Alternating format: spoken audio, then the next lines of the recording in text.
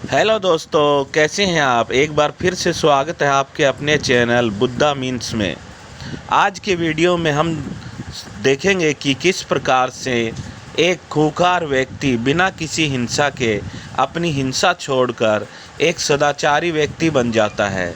तो आइए एक बुद्ध कहानी के माध्यम से आपको हम इसके बारे में बताते हैं। प्राचीन काल की बात है।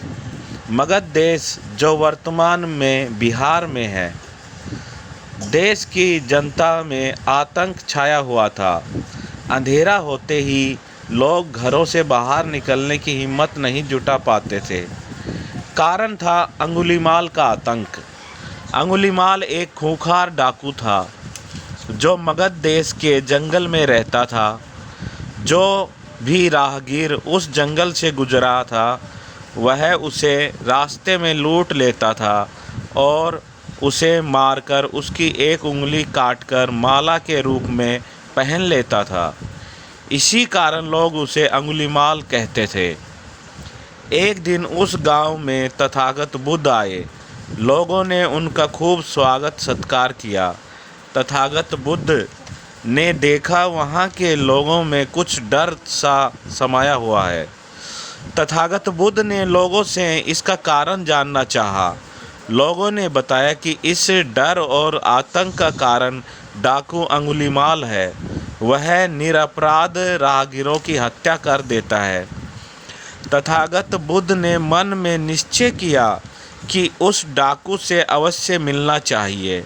बुद्ध जंगल में जाने को तैयार हो गए तो गांव वालों ने उन्हें बहुत रोका, क्योंकि वे जानते थे कि अंगुलीमाल के सामने से बच पाना मुश्किल ही नहीं असंभव भी है। लेकिन बुद्ध अत्यंत शांत भाव से जंगल में चले जा रहे थे।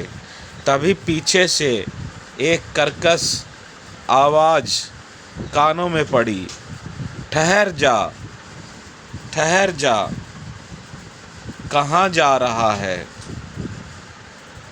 बुद्ध ऐसे चलते रहे मानो कुछ सुना ही नहीं। पीछे से और जोर से आवाज़ आई, मैं कहता हूँ ठहर जा। बुद्ध चलते रहे। फिर से जोर से आवाज़ आई, अरे ठहरता क्यों नहीं है, तुझे डर नहीं है क्या, रुक जा। बुद्ध रुक गए और पीछे मुड़कर देखा तो सामने एक खूंखार काला व्यक्ति खड़ा था। लंबा चौड़ा शरीर, बड़े हुए बाल, एकदम काला रंग, लंबे लंबे नाखून, लाल लाल आंखें, हाथ में तलवार लिए हुए वह बुद्ध को घूर रहा था। उसके गले में उंगलियों की माला लटकी हुई थी। वह बहुत ही डरावना लग रहा था। बुद्ध ने शांत व मधुर स्वर में कहा, मैं तो ठहर गया, भला तू कब ठहरेगा। अंगुलीमाल ने बुद्ध के चेहरे की ओर देखा। उनके चेहरे पर बिल्कुल भय नहीं था, जबकि जिन लोगों को वह रोकता था वे भय के मारे थर थर कांपने लगते थे। अंगुलीमाल बोला, सन्यासी, क्या तुम्हें डर नहीं लगता। देखो मैंने कितने लोगों को मार कर उनकी उंगलियों की माला पहन रखी है। बुद्ध बोले, तुमसे क्या डरना, तुम तो खुद डरे हुए हो, इसलिए तुम छुप कर जंगल में रहते हो।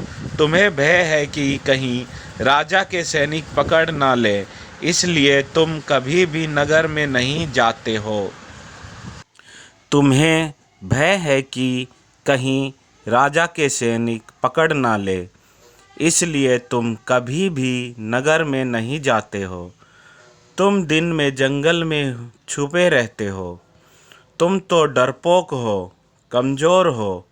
अंगुलीमाल जोर से हंसा, हे सन्यासी साधु, तुम समझते हो कि मैं ताकतवर नहीं हूँ। मैं तो एक बार में 10-10 लोगों के सिर काट सकता हूँ। बुद्ध बोले, यदि तुम सचमुच ताकतवर हो तो जाओ उस पेड़ के 10 पत्ते तोड़ लाओ।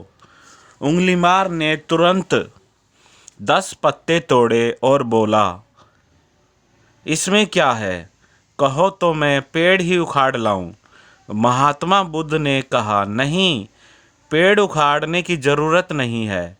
यदि तुम वास्तव में ताकतवर हो तो जाओ इन पत्तियों को पेड़ में जोड़ दो। उंगलीमाल क्रोधित हो गया और बोला, भंते, कहीं टूटे हुए पत्ते भी जुड़ सकते हैं।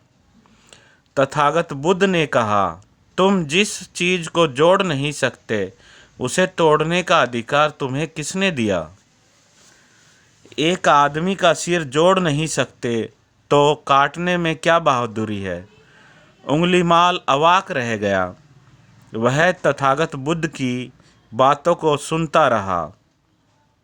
तथागत बुद्ध की प्रभावशाली बातों को सुनकर उंगलीमाल का सारा अहंकार और घमंड चूर चूर हो गया। अब उसे समझ में आ चुका था कि जब वह किसी का जीवित नहीं कर सकता तो उसे किसी का जीवन लेने का अधिकार भी नहीं है। उसे अब बहुत पश्चाताप होने लगा। वह तथागत बुद्ध के चरणों में गिर पड़ा और बोला, हे मुनिवर, मुझे क्षमा कर दीजिए, मैं भटक गया था, आप मुझे अपनी शरण में ले लीजिए। भगवान बुद्ध ने उसे अपनी शरण में ले लिया और अपना शिष्य बना लिया। आगे चलकर यही अंगुलीमाल एक बहुत बड़ा बौद्ध सत्व बना। इस संसार में तथागत बुद्ध ही ऐसे व्यक्ति हुए हैं जिन्होंने अहिंसक तरीके से अपने विचारों से बुरे व्यक्ति का हृदय परिवर्तन कर उसे एक अच्छे मार्ग पर चलने को प्रेरित किया है।